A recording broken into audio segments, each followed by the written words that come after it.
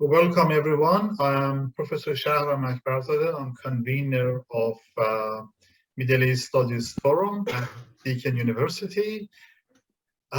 It's wonderful for us to have Dr. Chilmeran from the Swedish Institute of International Affairs talk to us about Iraqi women's participation in peace building. And to moderate this session, we are privileged to have a colleague and member of MESF, Dr. Hadil Abdelhamid.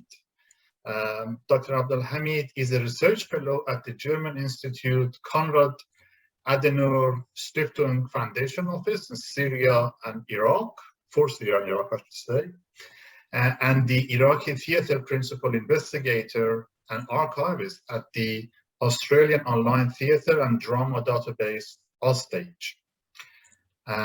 Dr. Abdelhamid has research interest on Iraqi gender politics and culture in times of war and conflict. So without further ado, I'd like to invite my colleague, Dr. Hadil, to introduce our speaker. Thank you, Sharon. Thank you so much. Thank you, Messi, for organizing this webinar with Dr. Chilmeran, with whom she's a close friend of mine. I would like, before introducing Yasmin, to just talk about some housekeeping. So Yasmin is going to talk for 20 to 25 minutes about her interesting topic, and then we'll have time afterwards for Q&A, and I'll be your host for today. So if you'd like to raise your hand, or if you'd like to share a question through the chat box, please feel free to do what would be most suitable for you. So I'm really happy to introduce my friend Yasmin. Dr. Yasmin Chilmeran is a postdoctoral research fellow at the Swedish Institute for International Affairs, Middle East and North Africa program. She's a research affiliate also at the Australian Institute for International Affairs, where she completed a visiting fellowship in spring 2021. She completed her PhD at Monash University Center for Gender, Peace and Security in 2020. Yasmin's research interests center on gender and security issues in post-conflict settings, generally with a focus on the Middle East region and Iraq in particular. She specifically examines questions on women's participation in peacebuilding, civil society, and the implementation and contestation of international gender frameworks in post-conflict settings, including the Women, Peace and Security agenda. So Yasmin, thank you so much for joining us today, and the platform is yours. Thank you. Thank you, Hadil, for such a nice introduction. Thank you, Shahram and Mesef, of course, for inviting me. I have been missing Australia, so I think it's really nice to meet old friends and old colleagues. Not that I've been gone that long, but it's nice to have this opportunity to join you all this evening or afternoon. I will just share a PowerPoint presentation so I can talk through some of the slides with you this morning, and we can get going. Okay. I hope that worked all right and everyone can hear me okay and see the slides all right. Perfect. Very well. And I'll just make sure I have my presentation and everything up on the screen so that I can see everything clearly. All right. Well, so good morning or good afternoon, depending on where you're joining us from. I'm very happy to be here to be speaking with everybody this morning. And I want to give a little bit of background on what I'm going to talk about today as well. So when we were first coming up with this idea of giving a short presentation to the MESF team and to everyone who's joined us this morning, the big idea was, of course, to talk a little bit about some of the postdoctoral work that I've been doing. I only recently finished my PhD last year. So it's a nice chance for me to be able to talk to some who have an interest in Iraq, in Iraqi women's participation, the security situation there, but also the kind of questions that we have in an international relations discipline about what women do and how women contribute to peace and security making in conflict and post-conflict settings. So the stuff that I'll be talking about today draws a lot on a paper that takes some data from the doctoral project and also some of the theorizing from the postdoctoral project. I hope the paper will be coming out in the next few months, so I'd be glad to share that once that's published. But I should, yes, just explain that what I'll talk about today kind of sits across both, and I'll try and contextualize some of the questions that I pose and what I've been thinking about in the last year since starting the postdoc as well. And I'm also really looking forward to questions around both the research, but also if you're, towards the end of your PhD and thinking about what to do next and how to come up with a new research project or some more things that you want to investigate, then I think this maybe is a helpful case study of how to think about these questions after the PhD is over. So as Hadil mentioned, I'll be discussing Iraqi women's participation in peacebuilding, and I'll talk about the different contexts where that participation happens. Today, I'll mostly be discussing what happens under the umbrella of the Women, Peace and Security agenda. So let me just... Okay, so just briefly what we're going to be covering is I'll give a brief overview of what I mean when I say the Women, Peace and Security agenda, in case there's people who might not be across that framework or don't have a lot of detail of what happens within that particular framework. I want to then really unpack what that agenda means inside Iraq, how different Iraqi women participate under its umbrella. I'll then talk about different sites where that participation happens, where Iraqi women gain access to conversations or strategy making or different kind of efforts within that broad umbrella of women's inclusion, women's participation in peacebuilding. And then, of course, just conclude with a few remarks and hopefully open up to some of your questions as well. So to give a brief background of what I mean when I say the WPS agenda or the Women, Peace and Security agenda, and inside Iraq, I think most people tend to call it 1325. I'll explain what I mean by that in a second, but we can use the two terms interchangeably. So this agenda you can think of as kind of a global push or a push at the global level, at the United Nations level, for women's participation in peace building and conflict resolution, and in kind of post-conflict processes in general. So it was really, pushed forward as an agenda by many in the global civil society, the feminist global civil society space, but it was officially adopted as a United Nations framework through the adoption of the United Nations Security Council Resolution 1325, which was adopted in the year 2000. So we've had about 21 years of this agenda being part of the global rhetoric around the importance of women's participation in peace building and in post-conflict rebuilding and so on. So there's 4 pillars under this agenda: participation, protection, prevention, and lastly, relief and recovery.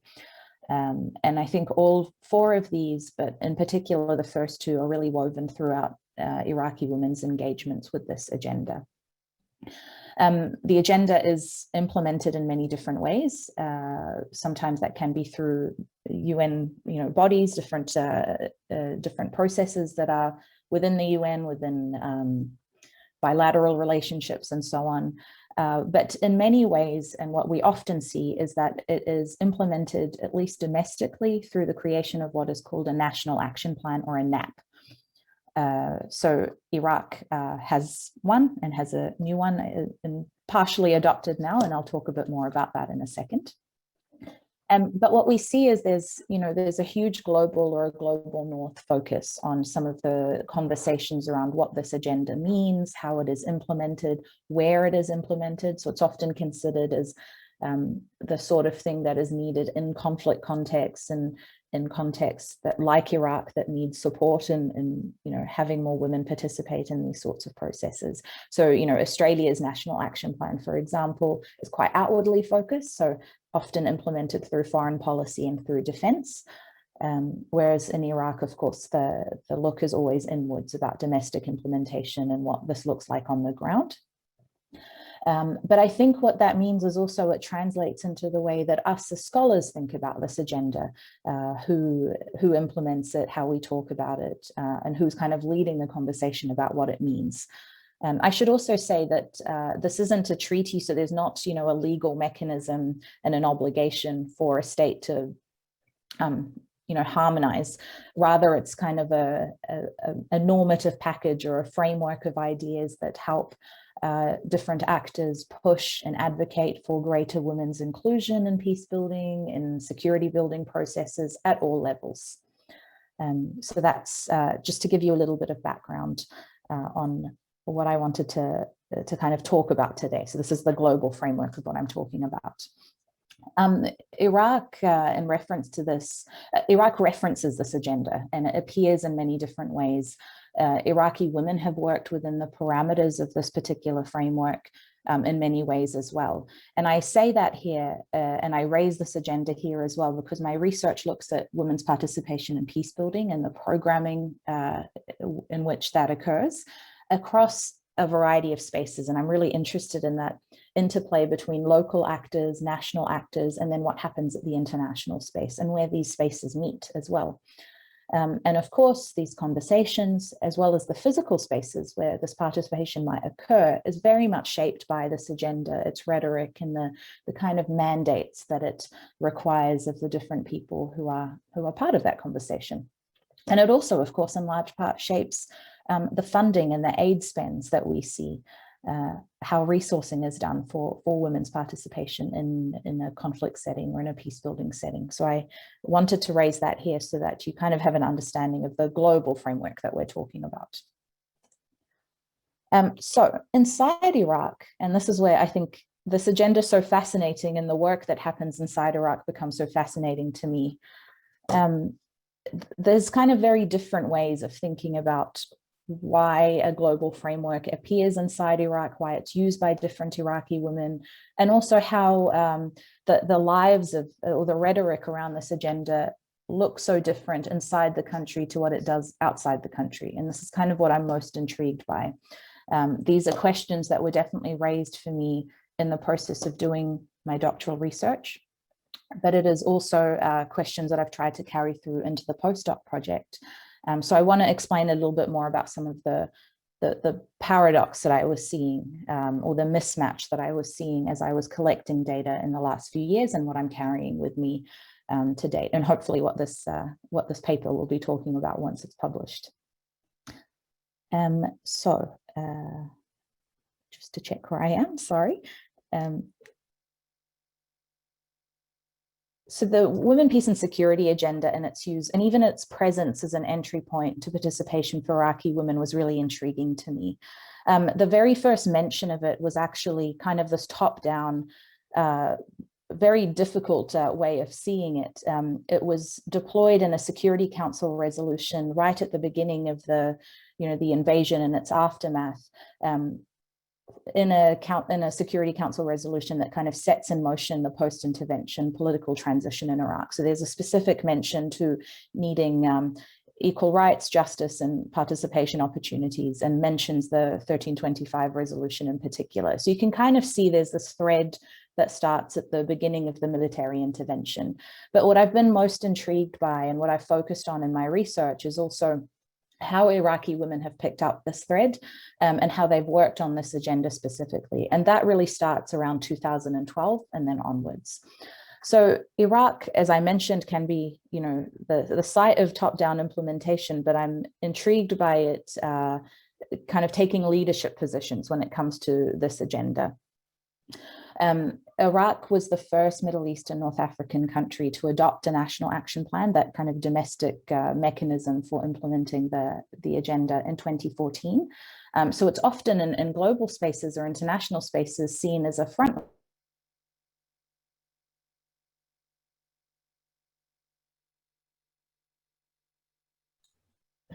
Can everyone hear me okay? I think there was a mute issue. All right, cool.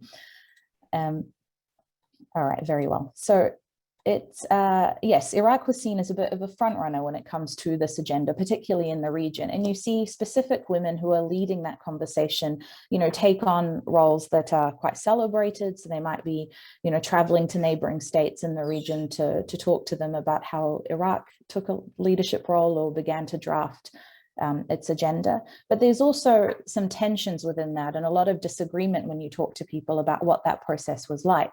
Some take a lot of ownership and pride in the role that they had in the drafting mechanism.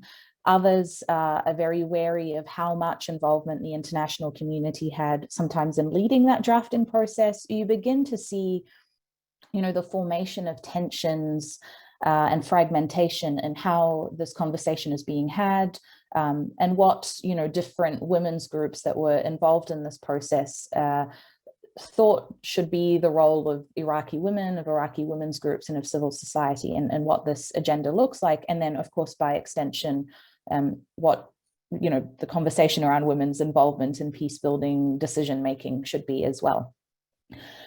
So you begin to see that tension grow, and what you end up having is the creation of two very separate national level networks that work on the implementation of this agenda. And this is quite a rarity. So rather than this very linear, neat process of a government taking a lead, drafting a national action plan, having a relationship with civil society who might monitor, this is kind of a different sort of thing where civil society is doing the drafting. There is some buy-in from government, not always. And then, of course, this kind of split in the way that different networks are working on this.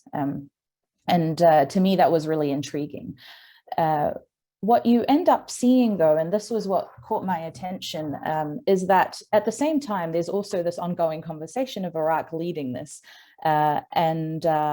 So you see mention of Iraq and the appearance of Iraqi women in international spaces and Security Council debates and documents and reports about what Iraqi women are doing. And you often see, the reference of local partners, local Iraqi women leading the conversation. And then when you zoom in on Iraq itself, you actually see a much more diverse, much more contested and fragmented conversation of who should be leading.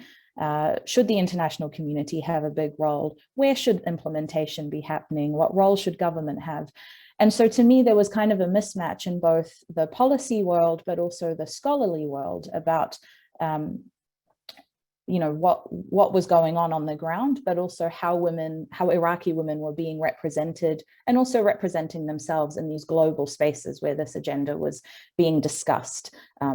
And I think to me, that was a really important insight into, maybe for us scholars who look at this and who look at women's participation more broadly, we really need to zoom in and understand local tensions, local national relationships, the political situation inside of post-conflict context to understand what women are doing, how are they using international frameworks and agendas, is it useful, is it not, and actually what impact is the international community, the funding mechanisms and so on having on the women's movement and women's civil society more broadly. So that kind of sets up the questions that I had in mind for myself. The other thing I want to mention here is externally and at the global level, thinking about Iraq, but also much more generally, there's a very, very big push on including more local actors without really a lot of understanding of what local really means in different contexts, who is local, who isn't, who is included, who isn't, but also a big focus on localizing the agenda. And again, I wanted to see much more specificity about what we mean when we say that, particularly in academic work when we're writing about this agenda and what it means.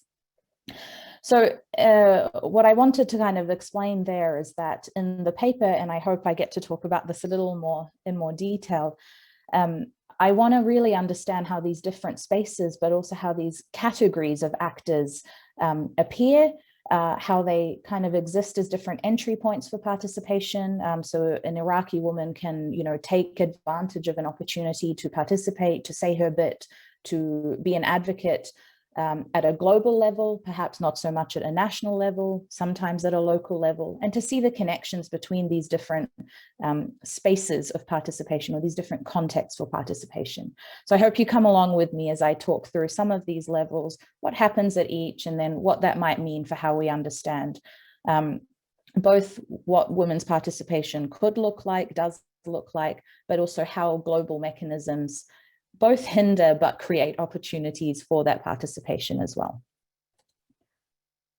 All right, I might skip over this bit so we can jump straight into the discussion. What I posed here are some of the questions that have been driving the latter work of my PhD research, but also much more this postdoc work that I've been doing around really unpacking the language that appears in some of these agendas and the work that happens under them. You know, so when we say local Iraqi partner, local Iraqi woman, peace builder, local Iraqi woman, what do we mean by that? Why is this term local so important? And then, of course, the last question is kind of driving this presentation. Do Iraqi women participate in different locations, carry other identities? Is it just always this local idea that's held so closely? How does that appear in the different contexts where they do participate? All right, so I guess just very briefly to kind of give you an overview or to contextualize what I'm talking about here. I'm talking about participation under an agenda or an umbrella framework. But what I should say is this happens in the context of women's participation in a very broad sense. So after 2003, we really saw a huge growth in Iraqi women's presence in political discussions, security discussions. This happened in a formal sense through political participation, through, you know, the drafting of the new constitution and other things like that. But you also see a huge development in civil society and women leading a whole range of different groups that do very many things. And part of what they do is, of course, this conversation with international partners, setting agendas with international partners, carrying out projects and taking on funding and resourcing from them. And a huge part of framing that relationship, whether it is funding or kind of capacity building or something else, is of course that WPS agenda that drives who funds what is funded, what isn't, and what projects might look like as they're being implemented. But then of course, you know, the thread that I've been noticing throughout is there are tensions, there are divisions and fragmentations among the different groups that exist inside Iraq. I think often I get asked the question is like, is this based on sectarianism? And I'm always very careful about using that language because I think actually we need to think much more about political context, different ideologies, different approaches to the work that you do, what you see as important versus maybe not the primary need for different women. So I think we need to think more about political context rather than just sectarian-based identity as a source of tension. But I wanted to say that here to give you a bit of context for what women's participation has looked like after 2003. And then I'll mention the kind of different entry points under the WPS agenda. So what I'll talk about for the rest of the presentation, I think I've got maybe 5 or 10 minutes left, is the different entry points, like I mentioned. So I'll talk about the global, I'll talk about the national, and then the local, and what each means under this agenda and how women have participated under each of those. Space to me has been kind of more interesting and intriguing as I've like developed my work and as I've thought more about this postdoc project. So I'm really trying to toy with how to conceptualize the idea of space as an entry point for different women to gain access to conversations, security, decision-making processes, but also kind of find a space for themselves to have some power and ability to participate. So each of these levels kind of represents a different opportunity, but also different barriers. So the global is a really important space, I think, to talk about. It's and I conceptualize this really as kind of the UN space where international community meets and talks about different issues and different agenda setting processes. A lot of that also kind of means that it's where decisions about what happens inside Iraq, what's funded, what isn't, is also made. But within the WPS agenda, it's a really interesting space where, of course, the agenda is set, where the language within it, reporting about it, decisions about it are also set. And so Iraqi women in that space appear often as the local voice, the local actor, the person from the front line or the conflict affected context, kind of to give testimony to what happens over there, to why the agenda is important, the different impacts that it could have, and to kind of legitimize the entire process to show that there is a need for it in a space where it can be implemented. And there's kind of a double-edged sword about appearing in such a way. There's an article that I really recommend reading by Sherry Lynn Gibbons. It was published in 2004. And in that article, she really details the appearance of 2 Iraqi women that come to these UN spaces in the aftermath of the 2003 invasion. And they really step outside of the diplomatic norms and the limitations around how an Iraqi woman or a local woman can appear in such a space.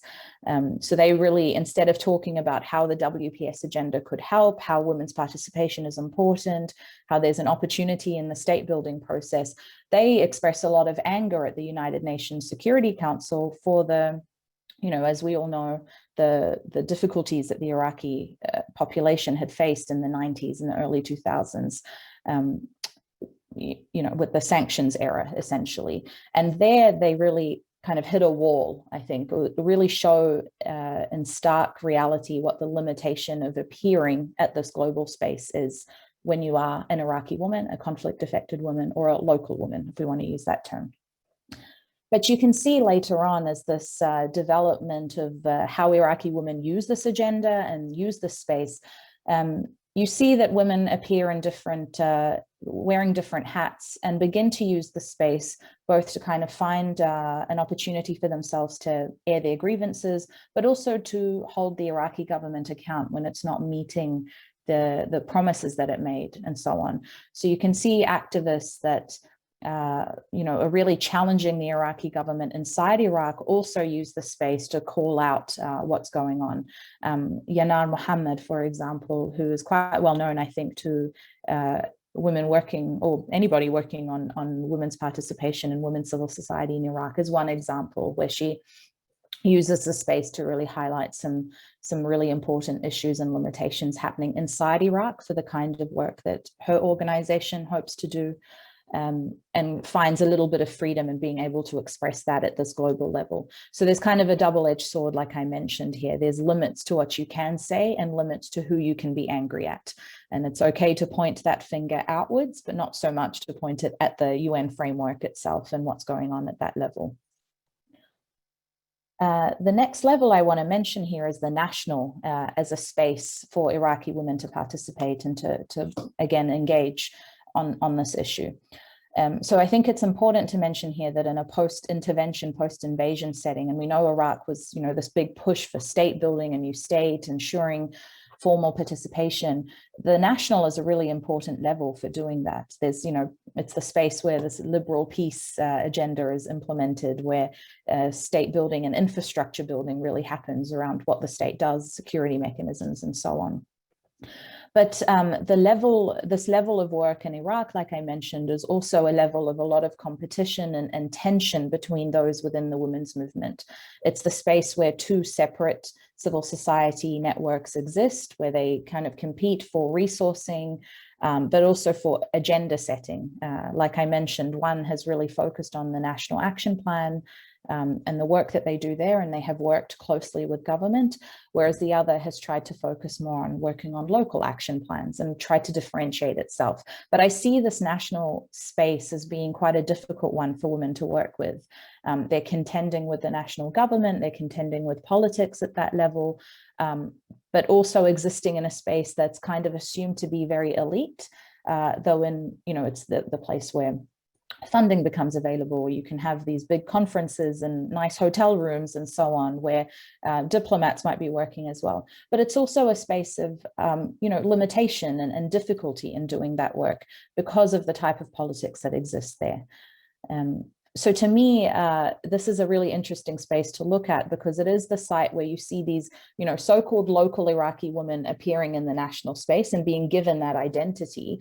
But here they're kind of simultaneously elite and having access to all these resources, but also very much challenged and limited in the work that they do by the larger structure of what the state does, what the government does, and the very patriarchal way in which the government kind of involves them or doesn't involve them. The last kind of level I want to mention here is this idea of the local in Iraq's women, peace and security engagements.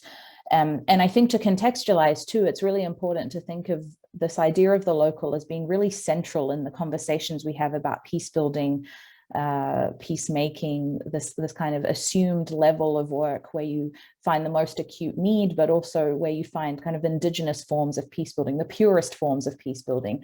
So there's a lot of tension and interesting contradictions that happen when you shift the lens to this level. Like I mentioned, it's a very romanticized ideal of, you know, you get to move away from the national level politics, from the corruption that might occur at that level, to really meet the people that are most in need of programming, of peace building, of anything that you might be trying to kind of intervene with. And I think this is definitely held in the minds of perhaps part of the international community as well, when they go about thinking about who they fund and how they do that funding. To me, the local level in Iraq is also an interesting space where some of those women who were finding difficulty at the national level saw an opportunity where they could position themselves and the intervention that they hope to do. So like I mentioned, one of the networks that appeared after the drafting process has really put their effort on, you know, creating a space at the national level. The other, in part because of an ideological disagreement, and in part because there's an opportunity to do some work here, has really focused their work on creating local action plans and engaging with local level governance structures. And that to me was a really interesting way of kind of creating space for themselves when there wasn't space at the national level. So it tells me that we need to ask a lot more questions about what's happening here, but also what's happening at the relationship between those two levels. It's not just local women and international actors, it's actually Iraqi women positioning themselves at many different levels to respond to opportunities, but also to work against some of the barriers that they're coming across when they do the work that they do. I might just leave that there and kind of continue on to talk about, how many minutes have I got? Maybe 2 or 3 more? Yeah, 2 minutes. Yeah. Okay, cool. I have a couple of quotes here from participants who talk about some of these things. So I think to me, the idea that there's tensions between national and local level processes, programs, and actors tells us a bit, not so much about the local being this ideal site for work and activity, but actually that women are just responding to some of the different things that they come across when they have to deal with the landscape of funding and the landscape of, you know, difficulty in ensuring that women have a space to speak in these security conversations. But also some of the issues that they were kind of facing when, you know, and the disagreements that are in place within the women's movement in Iraq. So I have kind of 2 themes here that I wanted to mention. The first is this contention around resourcing and perceived exclusion by some actors or some women's organizations. So the quote here really highlights, you know, this issue of the assumption that most of the movement on women's issues, most activity on women's issues was in Baghdad and Erbil. Women and other governorates were isolated or they weren't participating. Most of the funds, most of the work is in these 2 capital cities in Iraq. And this creates a gap between women. So you can see that it's not so much that the local is this ideal place to implement peace building programs, but actually it's important to think about where women are across Iraq, what the gaps are, and make sure that you're thinking about who gets to participate, who doesn't, and how you kind of bring those 2 spaces together. I don't think I've had a chance to talk about the other theme, so I might leave that there and just sum up very quickly because I've only got a couple of minutes. So there's a few things that I want to highlight in this talk, and I think you can see that some of the things I've really concluded or thought about very deeply, and others are still questions in my mind as I'm continuing to do my work, continuing to collect more information and talk to more people who do this work. So the first thing, I guess, is to highlight that there are assumptions and then there are realities about how Iraqi women participate and where they participate to build peace, to write policies, to write strategies that ensure women's inclusion. So we need to really unpack where that participation happens and try and understand both the realities of that participation, but also the assumptions that we hold, not as policymakers only, but definitely as scholars as well. Like I mentioned, there's a paradox in these assumptions that, you know, local women might be assumed to be powerless or might be kind of the most in need of help and funding and resourcing, but also the same terminology being applied to women who have the ability and the privilege, I suppose, if you want to use that terminology, to travel and appear in global spaces and take part in global debates. And so there's kind of an interesting tension that happens there. But I think the biggest takeaway for me is to always keep in mind that participation and peacemaking and women's participation in a broad sense doesn't exist in a vacuum, but rather it's embedded in locations and the politics of Iraq and the tensions that happen, not just within the women's movement, but also in the broader political conversation. And we need to always keep that in mind to try and understand where people are situated, where they're participating, and the reasons that they choose to situate themselves at that particular level, hold a specific identity, or shed it at times. So it's a reminder that Iraqi women are not a monolith. There's not one Iraqi woman's voice, but actually there's a huge diversity that isn't based on, sectarian identity, but actually on, political decision-making, where opportunities lie, and also the barriers or the difficulties that women face when they do try and participate. I might leave that there and just say thank you for listening to me for the last little while, and I'm looking forward to what questions we have. I do want to make a little mention, and I think Hadil can mention this as well, is I think if you're interested in these conversations and also hearing more from women who ask a lot of questions about international relations, but also Iraqi women who are doing a lot of this work. We have a few networks that you can follow. So the first is the Iraqi Women's Academic Network. So you can find us on Twitter there, but there's also a wonderful network of women who are focused on the Middle East, women scholars who are focused on the Middle East in Australia. So you can find everybody at Womena_Oz as well. So I wanted to give a shout out to two lovely communities where you can hear much more about the wonderful work that many women are doing on the region and on Iraq specifically. Okay, thank you. Thank you so much, Yasmin. Thank you. Thank you for the really informative webinar. You really shed light and zoomed on how Iraqi women are not passive, as we maybe most of us usually think, but they are really active politically and also on the level of social movement and grassroots movement. So I see that there are a couple of people who would like to ask some questions. Mahmoud Pargo.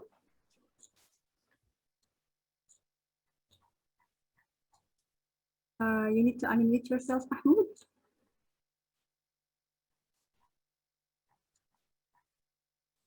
Adil, I think that he was just saying, well done, I think is what he was saying. But I think Lucia's... I see Lucia's hand, yes. An actual question. Okay. Okay, Lucia, unmute yourself. Thank you. Yeah, I didn't mean to open it. I was just trying to join in the queue. I was hoping to join a queue. Thank you very much, Yasmin. That was excellent. I really learned a lot because I don't know much about this agenda, and I only have curiosities. The first one is about the role that diaspora women are playing in the agenda and in the implementation of the agenda and in the dialogue between the international institutions and the local actors. I really like the way you complicated the idea of local, making it plural, because I think it's something that it's often missed, and it's so important and at many levels.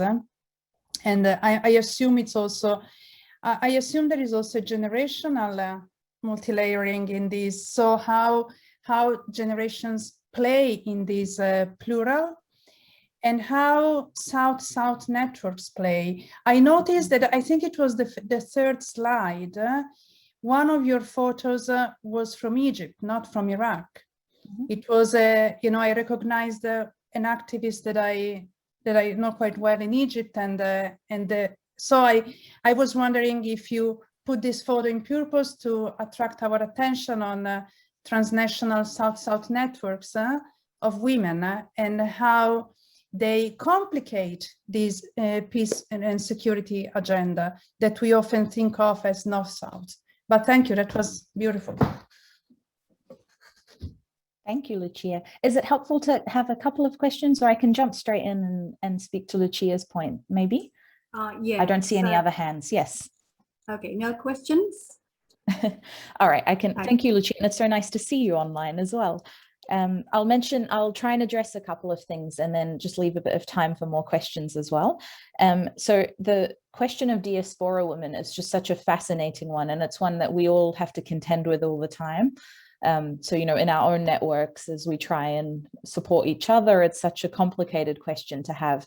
In Iraq, there's, of course, many layers to this. So I should note that immediately, you know, in the lead up to 2003, in its immediate aftermath, the question of diaspora women was a really tough one, because I think even in some of the images that I had on here and in some of the rhetoric around justifying the Iraq war, of course, being under the umbrella of the war on terror, some women in that diaspora in Iraq, the Iraqi diaspora, I should say, were definitely called on to meetings, to different conferences and so on, and were seen by some as almost justifying the military intervention. Some of these women, of course, had been political activists for a long time and had to live in exile for a long time. And so, of course, would have felt, you know, a natural need to participate, to take part in these conversations and to head back to Iraq to take part in the state building process. But you can see some tensions in the immediate aftermath of this about who got leadership positions, who was taking part in the transitional government and the conversations had at that time, that it's possible to see that maybe diaspora women were overrepresented, and that created some tensions.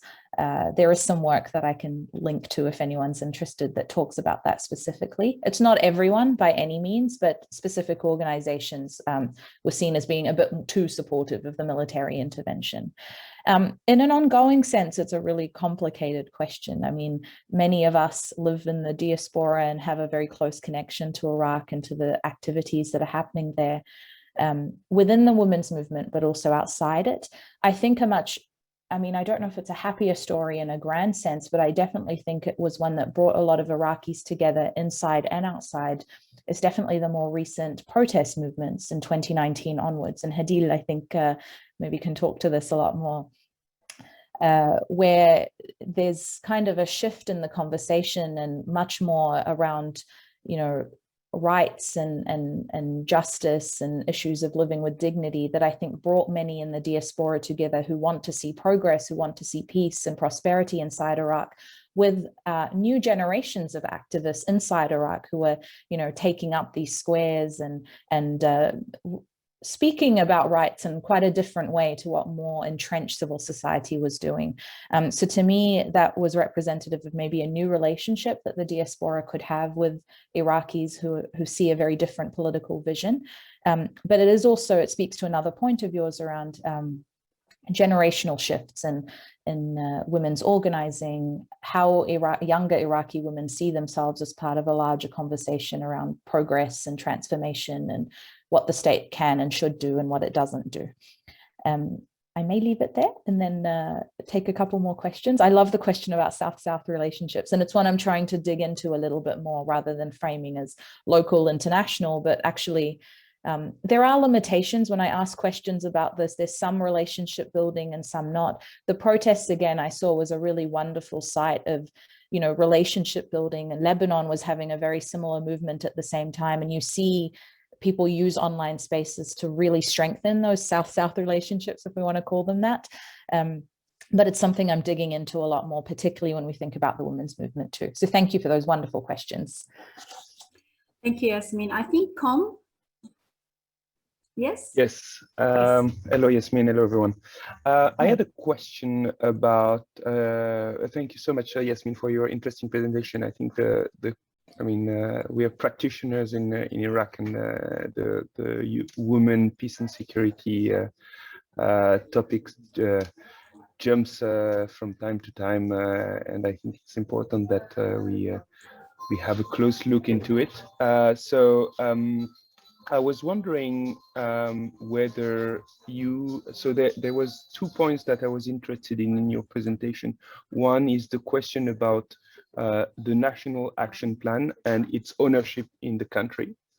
You mentioned that they were that it was mainly led by civil society with some limited governmental intervention. So I was wondering whether you could develop on this.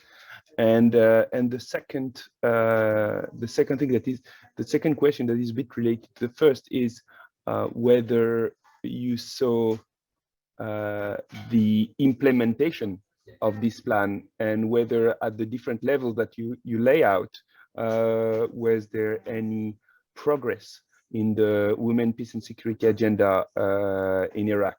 So that's kind of my two questions here. Thank you. Thank you. Thank you for that. And it's great to hear from a practitioner working inside Iraq as well. So I hope that what I've said rings true for your own experiences and the work that you've been doing. All right, so I'll speak briefly to both of these points. So the question around ownership in the NAP is a really interesting one. I should also really preface this by saying that government buy-in looks different in Kurdistan versus federal Iraq. And there's, differences in the framework, differences in what is being done and what level it's being done. So you could say that gender mainstreaming perhaps maybe has had a bit more traction in the Kurdish region than it has in the rest of Iraq, and that's an important one to keep in mind. But I think for me, this issue was a big one. And so at the international level, when we look at the National Action Plan, the first one, you see this, it's a really wonderful document with lots of different entry points. But actually, when the plan was given to the government, they removed two of the pillars that I think would have been much more transformational had they been implemented. The plan had a large budget attached to it that was also denied by the government at the time, the Nouri al-Maliki government at the time. So that kind of is very indicative of the sorts of commitments that the Iraqi government, not the Kurdish government, but the federal Iraqi government was showing to this plan. So it was, at the same time as being celebrated as being the first plan in this region, it's also one that was a little bit hollowed out by the government as it was adopted. And this points to a whole lot of different issues. It's not to say that the Iraqi government wasn't doing anything on gender issues. There's definitely movement and there's champions within, but structurally, I think it shows some difficulties in getting a plan like this implemented if you're already hollowing out some of the pillars and the language that was involved. It kind of remains to be seen what the new plan will look like as it's being implemented. I know that it's been drafted and it's in the process of being adopted, though there's kind of a bit of uncertainty about what's happening there. But we may see a little more movement, though I think I'm cautiously hopeful. I don't know if I'd say hopeful at this point. In terms of assumptions about, or like what I think this points to, and what I think might be an issue in Iraq more generally, is I think there's an assumption sometimes by the government and maybe by everyone that gender work is the business of women's civil society and of international funders. And I think that's a real big flaw in the way that we think about implementing a plan like this and implementing, gender progressive policies in a general sense. It's that you can set an agenda, you can set a strategy or a policy, but when it comes to resourcing it and paying for it, I think there is an assumption that it is the international community that needs to be supporting that work. And that, of course, immediately kind of places gender issues in a space that's quite outside of core government work. And to me, that really undermines government buy-in into the sort of work. Again, I don't want to detract from what some in the government already do. There are a couple of, there's a directorate and an office within federal Iraqi government too that is tasked with working on these issues, but their budgets are not large. They're not well resourced, and I think it's difficult to try and get commitment from the government on this issue in particular. The situation again looks a little different in Kurdistan, but it depends on what you're talking about. So I wanted to say that. Maybe just given time, should we go to Sophia's question? And Colm, Yes. if you want, feel free to email me and we can continue this conversation later on as well. Okay, so we have this question. It might be the last question, but we'll see how you'll handle this, Yasmin. Sophia? Thank you. And yeah, hi Yasmin, thanks so much for your presentation and your talk.